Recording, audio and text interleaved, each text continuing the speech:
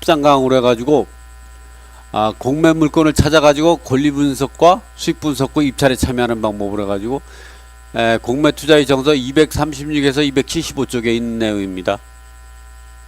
공매 물건을 찾아서 권리 분석하는 부분이기 때문에 공매 물건을 어떻게 권리 분석을 해야 되냐, 이 부분을 우리가 이거 자세히 판단할 수 있는 거죠. 첫 번째는 보면 공매 같은 경우는 그 매각 주체에 따라서 공매를 진행하는 집행기간에 따라서 매각 주체에 따라서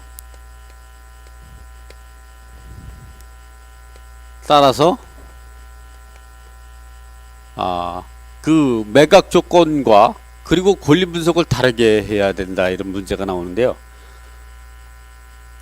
공매는 이제 그 경매처럼 어느 한 기관에서 매각하는 게 아니라, 경매 같은 경우는 이제 우리면 이제 그 경매 물건 이제 소재지 관할 법원에서 이제 그 경매를 진행하지만, 공매 같은 경우는 이제 공기관이 공매를 진행하는데, 이와 같이 그 암예산 물건이라든가 또는 국유재산 물건이라든가, 그다음에 수탁재산 물건, 그다음에 유입자산 물건, 그리고 이용기간 공매, 또 공유재산, 기타 재산 또는 금융기관의 담보물건 등이 있는데, 이런 물들을 갖다가 또 이 밖에 또 금융기관에서 직접 공매를 진행한 거라든가, 신탁회사 또는 기업 등이 직접 공매 등이 있죠. 이런 공매 기간마다 자기네의 매각 조건하고 그리고 이제 그 매각 방식을 다르게 하기 때문에 권리 분석을 할 때 우리가 유의해야 합니다. 그래서 이러한 물건별로 우리가 권리 분석을 어떻게 해야 되는가, 이 부분들을 한번 좀 이제 하나하나 짚어보겠습니다. 첫 번째 이렇게 보면요, 암예산 공매가 있죠. 암예산 공매 같은 경우는 그 한국자산관리공사가 세무관서 등으로부터 공매 대행 의뢰받아 가지고 체납자의 재산을 강제로 매각하는 절차로, 이 세무관서 등이라는 거는 기본적으로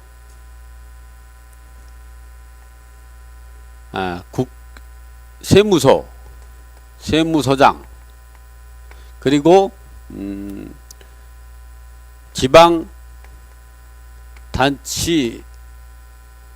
지방자치단체장,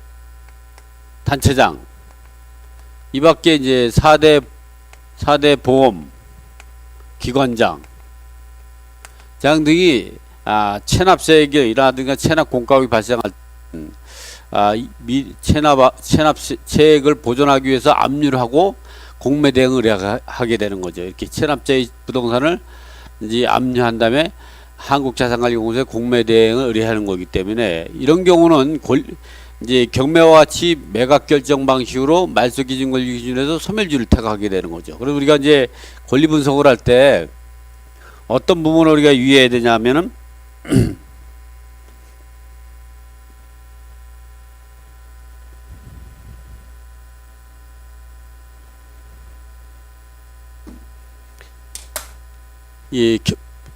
첫 번째 경매부터 얘기를 하면, 경매나 그 암예산 공매,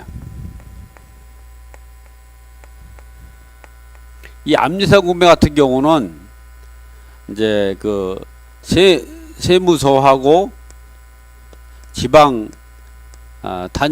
자치단체장, 그리고 4대 보험기관, 이제 국민건강이라든가 건강, 그리고 연금, 그리고 고용, 산재보험 같은 경우, 이런 4대 이제 그 국가금 같은 경우 기관장 등이 그 체납세액 또는 체납 공과금을 갖다가 회수하기 위해서 체납자의 재산을 압류하고 이제 그 한국자산관리공사에 공매를 의뢰하는 게 돼. 이렇게 되면 국세지법에 의해서 매각 절차가 진행됩니다.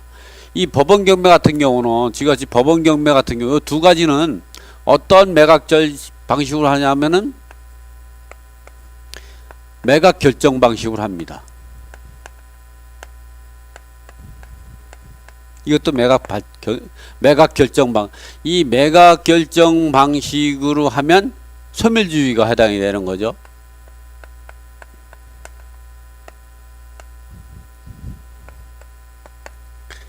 이 소멸주의는 뭐냐면 여러분이 잘 알듯이 권리 분석할 때 말소 기준 권리, 말소 기준을 선택해서 말소 기준 권리 이전에는 인수, 이후에는 소멸. 대부분이 이제 말소 기준 권리 이후에 있는 권리들이 이제 대부분이기 때문에 이러한 경우는 어떻게 보냐면은 대부분이 이제 경매나 암지상 공매 같은 경우는 소멸주의로 간다는 얘기는 대부분이 등기부에 가장 먼저 등기되어 있는 경우가 말소 기준이 가장 빠른 경우가 일반적이죠. 그래서 소멸주의가 되는 거죠. 그래서 이 등기부에 가장 먼저 등기된 이제 근저당이라든가 또 압류, 가압류 또는 이제 담보가 등기 그리고 예외적으로 집합건물 전세권자가 경매를 신청했다든가 아니면 경매나 공매 절차에서 배당 요구하면 이런 것이 없다 그러면 강제 경매 기입 등기가 등기부에 요중에 등기부에 가장 먼저 등기되어 있는 걸 우리가 말소 기준 권리하고 이런 말소 기준 권리에서 경매가 진행됐든 공매가 진행됐다고 하면 그 이후의 권리는 모두 소멸되는 거죠. 또는 이게 본인이 직접 경매를 집어넣지 않고 제3자가 경매를 진행하는 과정에서 배당 요구가 했다면 배당 요구 자체가 처분권을 행사하는 거죠. 그래서 이 처분 행위 이후에 설정된 모든 권리들은 소멸되는 거죠. 그래서 이거는 소멸주의로 택한다. 이렇게. 이럴 때는 우리가 그래서 법원 경매나 암지상 공매 같은 경우는 말소 기준 권리 이전의 권리는 인수고 이후의 권리는 소멸되는 거죠. 그러니까 인수되는 권리를 따져보면은 기본적으로 전세권자가 제3위 공매 절차, 제3자의 경매 절차에서 배당 요구를 하면 말소 기준 권리 될 수 있지만 배당 요구를 하지 않으면 인수할 수 있는 대항력을 주장하게 되는 거죠. 또 이게 지상권이라든가 지역권 이 밖에 가등기, 가처분, 그리고 또 임대차 등기 같은 거는 인수해요. 임대차 등기는 우리가 여러분 잘 아는데 임대차 등기 2에 이거는 민법 621조에 있는 겁니다. 621조. 이 임대차 등기하고 여러분이 잘 알고 있는 임차권 등기가 있죠. 이렇게 임대차 등기하고 임차권 등기가 있는데 요거는 이제 선순위라고 하면 특히 전세권자하고 임대차 등기 같은 경우가 배당제세 배당 요구하지 않았다면 이건 낙찰자가 인수해야 되는 겁니다. 그러나 이렇게 임차권 등기인 경우는 이건 주임법 이 3조 2상가 그리고 상임법 6조 2의 임차권 등기 명령의 임차권 등기 같은 경우는 이렇게 최선순위라고 하더라도 말소 기준권이 될 수 없습니다. 이거는 권리이기 때문에. 그렇다고 이 사람은 배당 요구와 상관없이 자동 배당이죠. 이 사람은. 왜냐면 임차권 등기는 전세보증은 반환하지 않아가지고 임차권 등기하고 이사를 나간 거죠. 이사를 나거나 그 집에 살고 있기 때문에 별도로 배당 요구 없이도 자동 배당이죠. 이런 경우는 대부분 판례라든가 실무 제휴 같은 경우는 최선순위로 임차권 등기한 경우는 이 임차권 등기권자가 배당 요구하지 않아도 경매 기입 등기 전에 또는 공매 공고 등기 전에 등기되어 있다면 자동 배당 대상이 된다 이렇게 보죠. 그래서 이거는 소멸되는 겁니다. 그러나 이게 임대차 등기는 입주하기 전에 임대차 등기하고 임대인이 동의를 얻어서 임대차 등기, 특히 전세권처럼 입주하기 전에 임대인이 동의를 얻어서 임대차 등기를 하는 거기 때문에 이런 거는 용의권입니다. 그래서 배당 요구하지 않으면 소멸되지 않습니다. 이런 거는 임차권 등기 같은 경우는 임대차 계약 기간이 지나거나 계약 해지 사유가 발생했을 때 임대인 동의가 필요 없이 임차인 단독적으로 부동산 소지지 관할 법원에다가 임차권 등기 명령에 의해 임차권 등기를 하는 거죠. 그래서 이런 경우는 임차권 가압류라고도 표현합니다. 그래서 임차권을 갖다가 정지시켜 놓고 이사를 가기 때문에 연락을 못 받는 경우 많죠. 집을 비워놓고 그런 경우가 있기 때문에 이건 자동 배당이다. 그래서 여러분이 임대차 등기는 인수지만 임차권 등기는 인수하지 않는다. 선순위라도. 글자 하나만 틀린데도 그렇다는 거죠. 그래서 이렇게 이게 권리 분석이 필요한 거죠. 그런데 이렇게 매각 결정 방식은 소멸주의를 택하게 되죠. 이렇게 이런 소멸주의를 택하는 것은 말소 기준 권리에 의해서 선순위 인수, 후순위 소멸되는 거로 따진다는 거죠. 그러나 우리가 이렇게 법원 경매나 압류산 공매를 뺀 나머지 모든 그 매매 조건은 계약 체결 방식으로 합니다. 그러니까 매각 결정이 계약의 효력이 발생하는 겁니다. 계약 체결 방식으로 가는 거죠. 이런 경우는 소멸주의로 가지 않고 인수주의로 갑니다. 인수주의.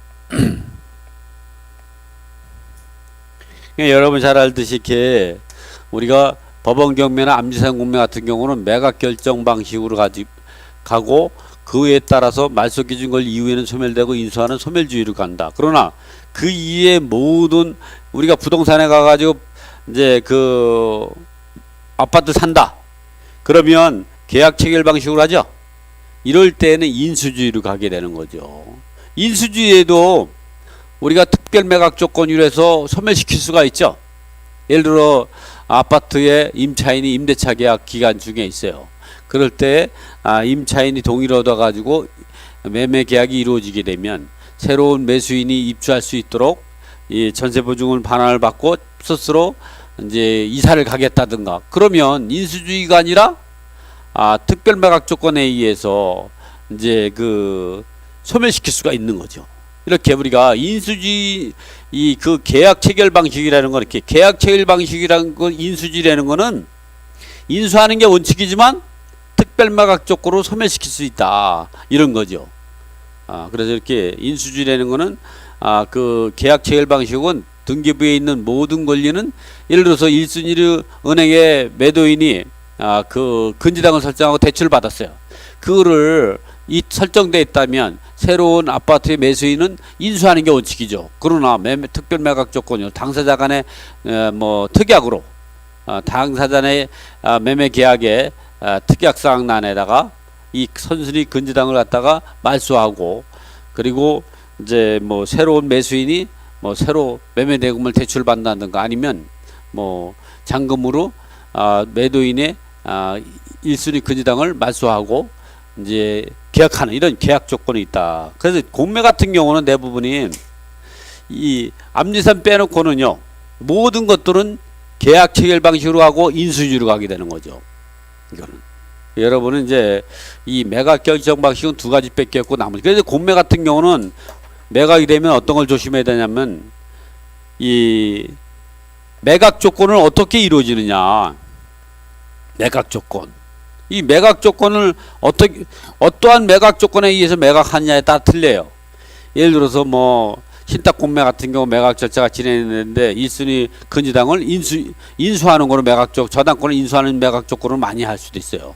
또는 그 1순위 근저당권을 이제 낙찰자가 잔금을 납부하면 그 매매 대금 갖고 근저당권을 말소하는 조건으로 매각 조건을 붙일 수도 있죠.